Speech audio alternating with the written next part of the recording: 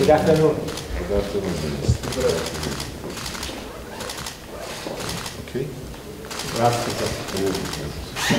Please take it. Спасибо, что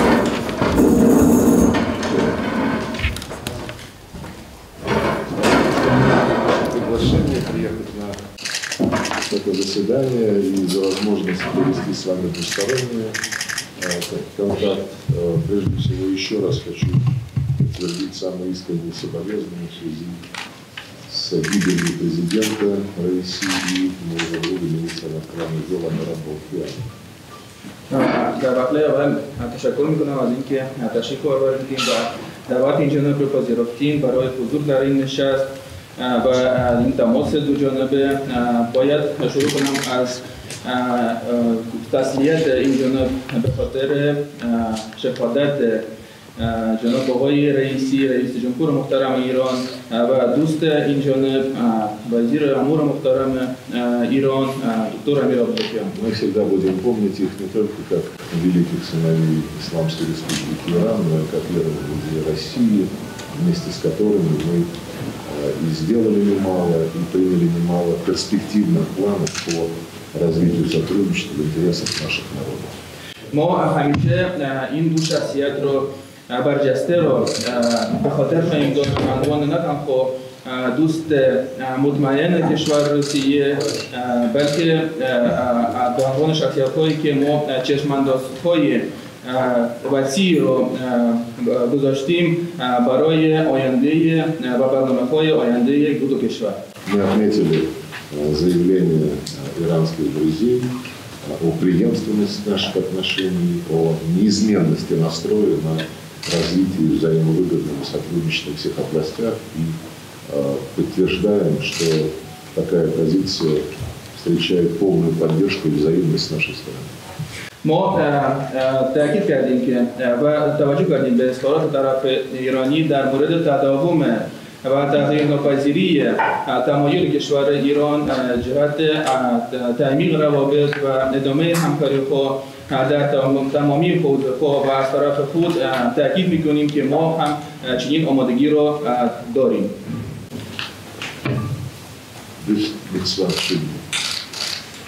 Добро пожаловать. خوش آمدید. بسم الله الرحمن الرحیم. من ابتدا مایلم تبریک بگم به فدراسیون روسیه و جنابعالی برای ریاست موفق مجموعه بریکس در سال جاری به ویژه در گزاری نشست وزرای خارجه مجموعه بریکس امروز در این شهر زیبا. Во имя Аллаха, милостивого и милосердного, в первую очередь хотелось бы пользоваться случаем и поздравить вас за успешное председательство в рамках БРИКСа и, в частности, за организацию такого успешного заседания министров иностранных дел в таком красивом городе, то есть Нижнем Новгороде.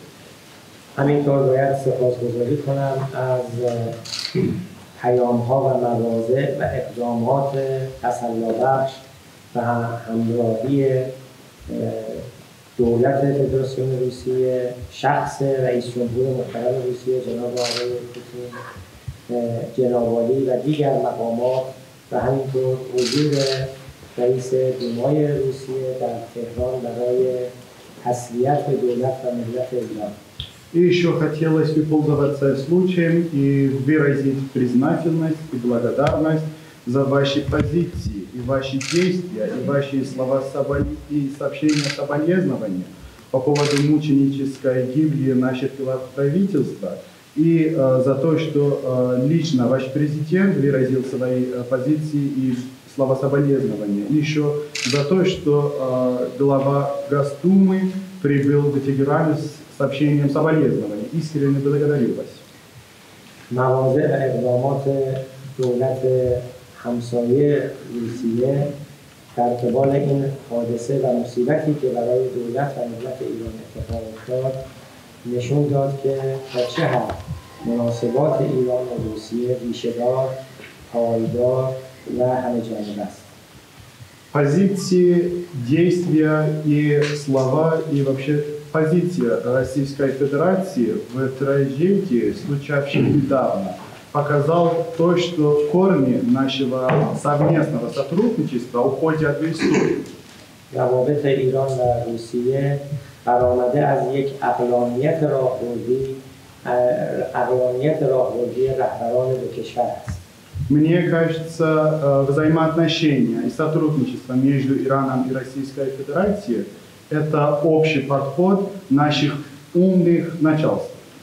حوادث و تحولات موجب خدشه به این روابط پایدار نخواهد شد، بلکه اون رو بارورتر و مستحکمتر خواهد.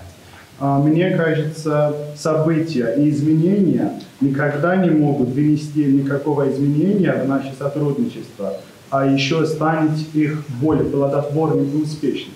امروز ما ظرفیت‌های بسیار مهمی در تحکیم مناسبات دوجانبه‌مون داریم که یک سال قبل فاقد بودیم. Мне кажется, сегодня мы видим огромный потенциал для расширения и укрепления наших взаимодействий.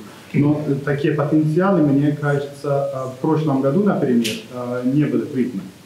هم تجربه همکاری‌های دوجانبه و چند جانبه ایران و روسیه در پروژه‌های مشترک، چه در عرصه دوجانبه چه فرادوجانبه، و همینطور دشمنی‌هایی که دشمنان ایران و روسیه علیه ما و شما در عرصه‌های